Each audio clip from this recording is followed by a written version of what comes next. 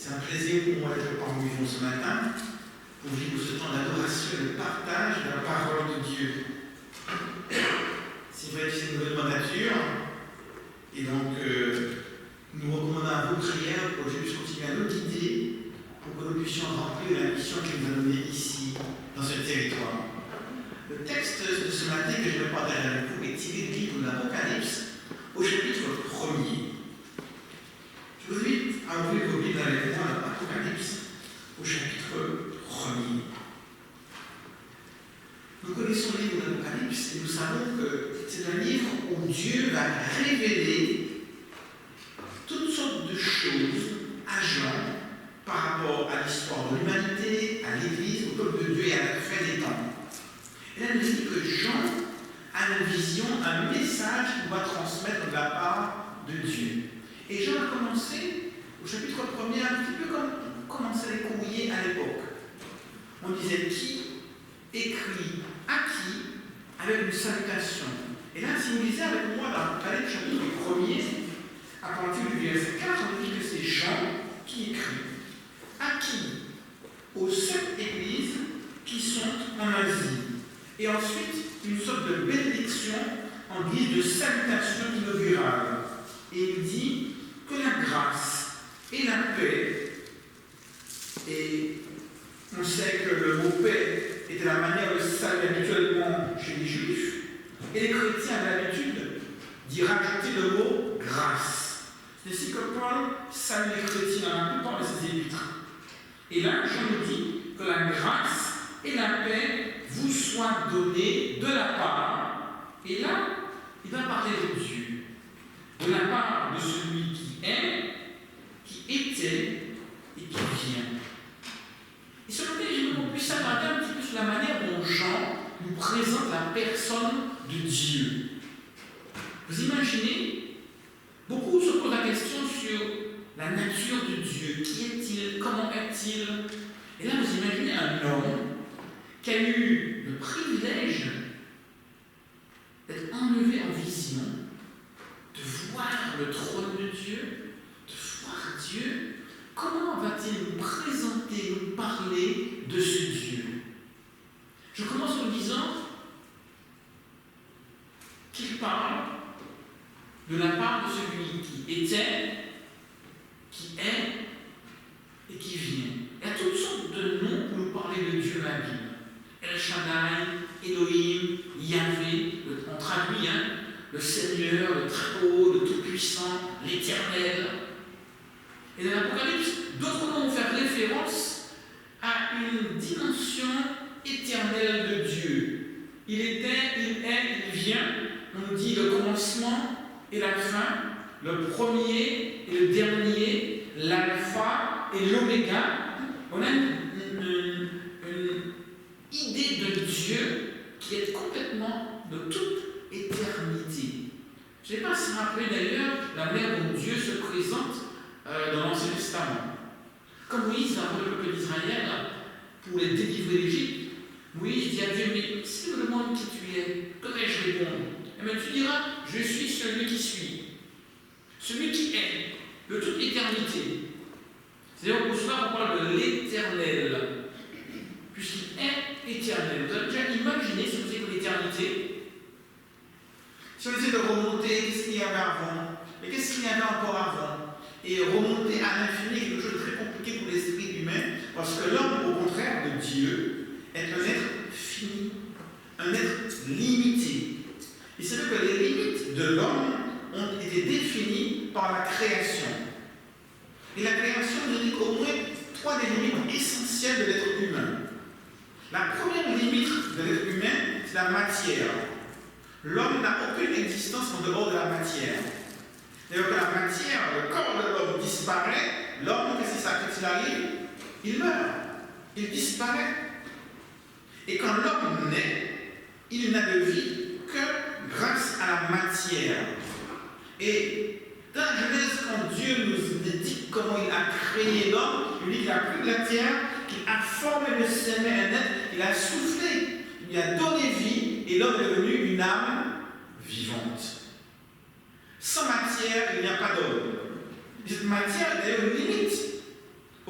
capacité humaine. On va dire deuxièmement que Dieu va créer un espace pour l'homme. Il va créer un jardin, il va aménager une planète. L'homme est aussi limité dans l'espace. Et troisièmement, la Genèse nous dit que Dieu va créer la lune, les étoiles, le soleil, pour marquer les jours, les mois, les années. L'homme est aussi limité dans le temps. D'ailleurs, vous avez remarqué l'espace, c'est la longueur, la largeur, la hauteur. Le temps, c'est le passé, le présent et le futur. La matière, ce sont des éléments liquides, solides ou gazeux. Une trinité de trinités qui définissent ainsi l'environnement humain. Dans un continuum, si on parle d'une matière, il faut bien que cette matière soit dans un lieu précis, donc dans l'espace. Et donc aussi à un moment précis. Donc on voit qu'il y a un lien entre la matière, l'espace et le temps qui constituent les limites de l'homme. Tiens, dans ma main j'ai une pomme. Waouh! Appelle-moi ton prénom. Israël. Israël vient d'accomplir un exploit extraordinaire. Je ne lui ai rien dit, il n'était pas prévu. J'ai juste fait un geste. Il a observé le mouvement, il a identifié ce geste grâce à son expérience, après qu'il veut lui lancer quelque chose. Et il a ensuite vu la pomme quitter ma main. Son cerveau a analysé la trajectoire de la pomme en faisant le calcul entre le poids supposé de la pomme, sa vitesse, et il savait à quel moment la pomme allait arriver dans son environnement immédiat. Et en millisecondes, il a décidé de l'attraper. Il a fait ce choix. Puis il a tendu sa main pour que sa main puisse intercepter la trajectoire de la pomme exactement au moment pile où cette matière qui constitue la pomme va se retrouver dans l'espace où il pourra tendre sa main. Et ensuite il a fermé ses doigts, parce que la pomme avait touché sa main, elle aurait rebondi et serait tombée. Donc il a fermé les doigts exactement au millième de seconde près pour pouvoir l'attraper. Donc l'homme va apprendre à appréhender et à maîtriser l'espace, le temps et la matière. D'ailleurs, les hommes s'amusent à aller jusqu'aux limites de leurs limites. Et on le voit à travers le sport et l'athlétisme. Vous avez remarqué? L'homme essaie d'aller aux limites du temps. Et on va courir contre le temps. Le 100 mètres. Ou on va nager. On va chercher à aller le plus vite possible. Parfois des moyens mécaniques. Ça peut être le vélo, ça peut être la moto, ça peut être la voiture. On essaie de repousser le temps. On va jouer avec l'espace. Le saut en longueur, le plus loin possible. Le saut en hauteur, le plus haut possible. On va jouer avec la matière. On va lancer des poids, on va lancer des disques, on va lancer des javelots. Et l'homme a toujours cherché à jouer avec les limites qui ont été définies de par la création. Et la matière, l'espace et le temps constituent des limites données par Dieu à l'homme de par la création. Mais Dieu, lui, il est en dehors de cette limite. C'est un peu comme si l'homme était dans une boîte qui a des parois constituant les frontières et les limites de ses possibilités. Alors que Dieu, lui, il est hors du temps. Il est hors de notre espace. Il est hors de la matière. C'est pour ça que Dieu ne pourra jamais être, l'homme ne pourra jamais prouver l'existence de Dieu, parce que l'homme est dans la boîte, alors que Dieu, lui, il est hors de la boîte. La Bible dit dans Genèse chapitre 1er au verset 1, au commencement, Dieu. Il est au début de toutes choses. Il a toujours été. Et c'est une notion qu'on a du mal parfois à conceptualiser. L'éternité divine. Et je commence son évangile de la même manière. Au commencement était la parole. La parole était avec Dieu. La parole était Dieu. Au commencement, Dieu. C'est pour cela que les images comme l'alpha et l'oméga, le commencement et la fin, le premier et le dernier, illustrent pleinement dans l'Apocalypse cette éternité divine. Au commencement, Dieu créa les cieux, en référence à l'espace, parce que Dieu n'est pas limité à l'espace. Il créa les cieux et la terre. Dieu n'est pas non plus limité à la matière. Donc si nous cherchons Dieu dans notre boîte, on ne pourra jamais le trouver, on ne pourra jamais le prouver, parce qu'il est au-dessus et en dehors de tout cela. La finitude de l'homme rend impossible sa compréhension totale et globale de celui qui est infini, au-delà et au-dessus de toutes choses. La Bible nous dit que ce Dieu qui est infini, il va faire quelque chose de la part de celui qui était, qui est, et non pas qui sera. On va imaginer que la logique voudrait que la phrase soit de la part de celui qui était, qui est et qui sera. Non. De la part de celui qui était, qui est et qui vient. Comment comprendre ce changement de verbe? Dieu qui vient. On voit que Dieu va accepter de rentrer dans la dimension humaine, de rentrer dans la boîte avec l'homme. Et par l'incarnation, Dieu va devenir matière. Dans un espace bien défini, à un moment donné, Dieu va rentrer dans l'espace-temps de l'humanité pour pouvoir se révéler à l'homme. Ce Dieu qui vient à l'homme. Et quand l'Apocalypse nous dit, de la part de celui qui était, qui est, qui vient, Jean peut nous dire que Dieu a cette volonté de venir vers l'homme, de s'approcher vers l'homme. Lui qui est au-dessus de la matière, qu'aucune matière ne pourrait contenir. Lui qui est éternel, il n'y a ni passé, ni présent, ni futur. Lui qui est omniprésent, qui est partout. Il accepte de s'incarner, de devenir matière, dans un temps, un espace bien défini pour venir à la rencontre de l'homme, des limites de l'humanité.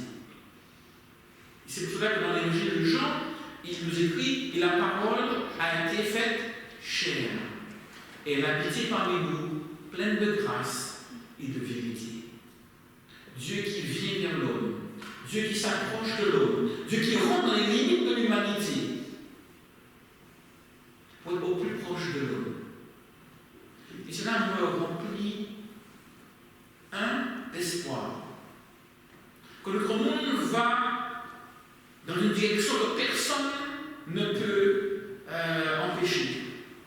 Et nous sommes dans un cul-de-sac du point de vue écologique, du point de vue économique, du point de vue sociologique, du point de vue démographique.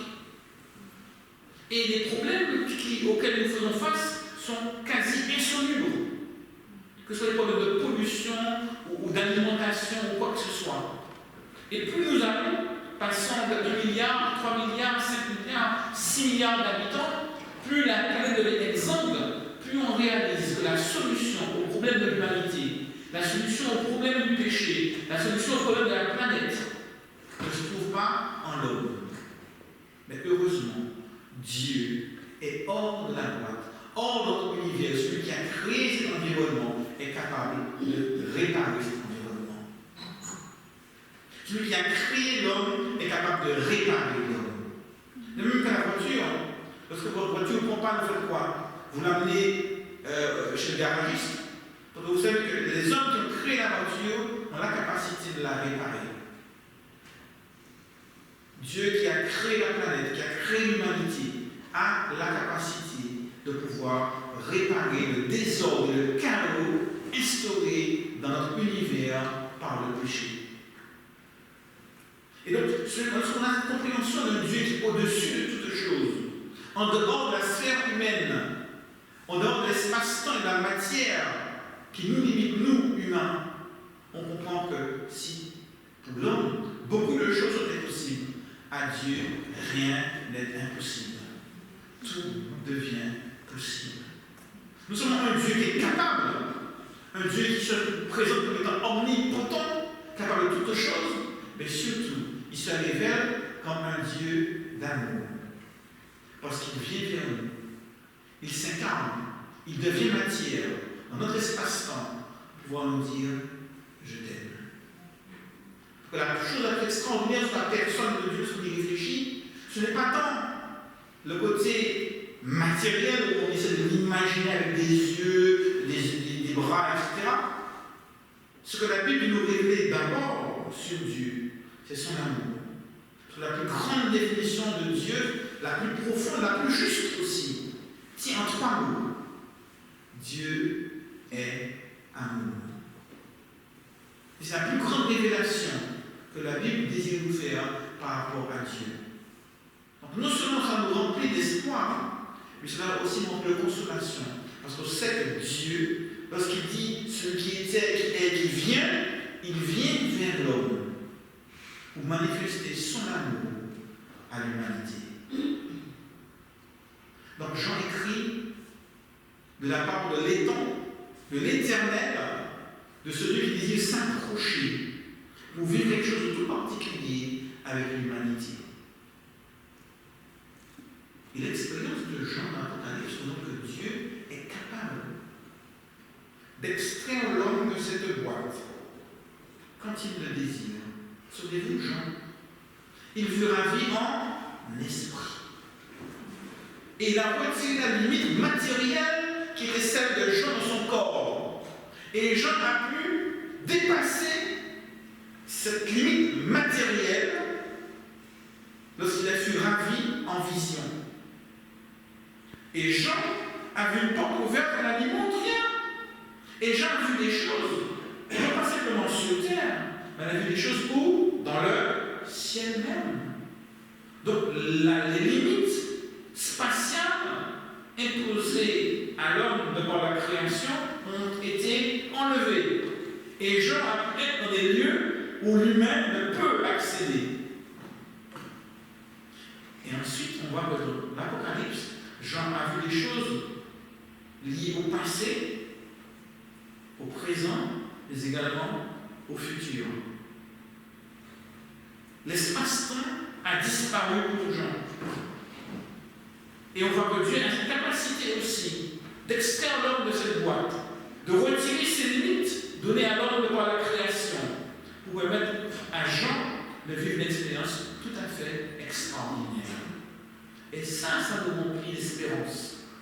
Parce qu'on sait que Dieu a cette capacité de donner à l'homme tous les dons, toutes les capacités qu'il a en réserve pour nous. C'est la raison pour laquelle il nous dit que mon éternité deviendra votre éternité.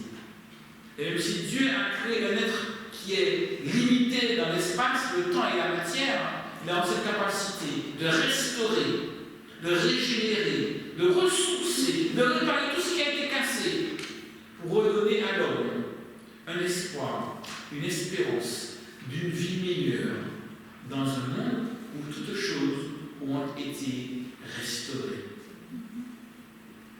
Jean écrit de la part de celui qui est le texte original dit de l'étang, celui qui était, et le venant, non pas simplement une venue future à la fin des temps, mais une venue concrète. Et le temps utilisé ici, le participe présent, celui qui vient, celui qui est en train de venir, Dieu est venant, il vient dans l'homme, il vient de la dimension humaine, et veut constamment vivre en intimité, en communion avec l'homme. C'est la raison pour laquelle on retrouve l'image que vous connaissez très bien, je me tiens à la porte et je frappe. Et Jésus va dire, en parlant donc de l'Esprit Saint, je vous enverrai mon esprit, je vous enverrai le Saint-Esprit. Donc il y a ce Dieu qui est venant, ce Dieu qui est toujours dans ce désir de s'approcher de l'humain pour vivre quelque chose de tout particulier avec celui ou celle qui ouvre toutes grandes les portes de son cœur, de ses pensées, de son esprit. Dieu veut venir à nous. C'est la raison pour laquelle, dans la suite, des versets de l'Apocalypse, chapitre 1er, quand il parle de celui qui était, qui est et qui vient, il nous tout de suite de la part de cet esprit sur devant le trône de Dieu, que l'esprit de Dieu veut habiter en nous. Paul va dire, votre corps est le temple du Saint-Esprit de Dieu. Et de la part de qui d'autre? De Jésus-Christ. Là, on trouve la Trinité. Donc Jésus est en excellence. L'incarnation de la divinité qui devient la matière dans un espace-temps donné pour le salut de l'humanité. Et ce Dieu qui est venant nous dit encore aujourd'hui, je veux venir à vous. Je veux venir dans votre cœur. Je veux transpercer cette limite, cette barrière du temps, cette barrière de l'espace, cette barrière de la matière, pour être pleinement en vous, dans vos pensées, dans vos émotions, dans votre esprit, dans votre corps, temple de l'Esprit de Dieu, pour vivre pleinement en communion, en harmonie, dans une intimité avec vous. Ça paraît fou ce que je suis en train de vous dire. Un Dieu qui est au-dessus de tout. Un Dieu si élevé, si grand, si extraordinaire, que ni l'espace, ni le temps, ni la matière ne peuvent vous contenir. Et qui nous dit pourtant, je suis le Dieu qui vient.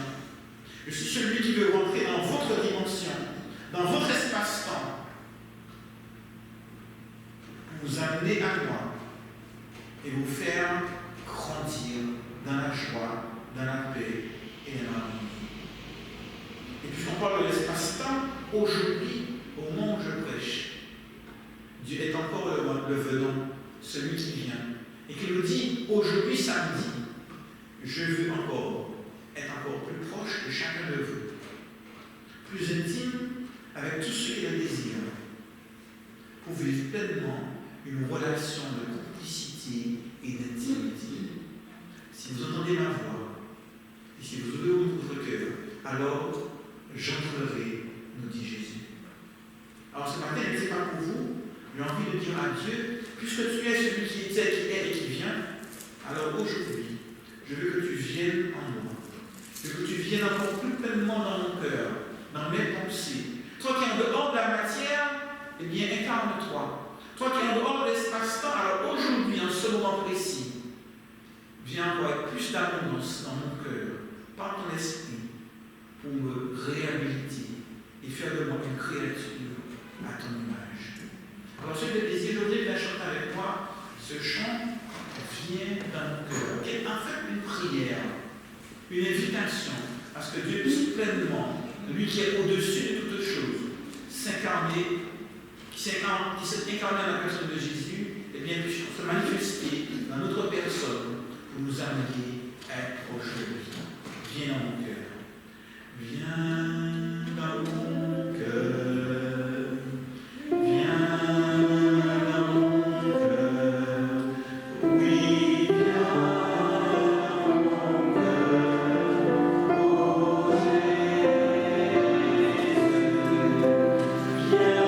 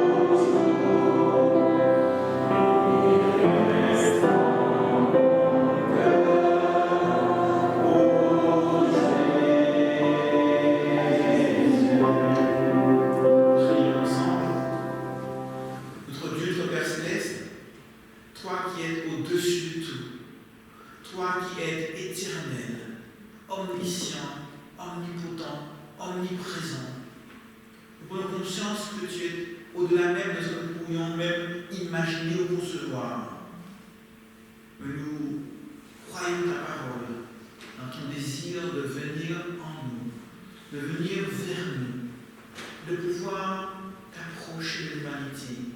Merci d'être incarné dans la personne de Jésus.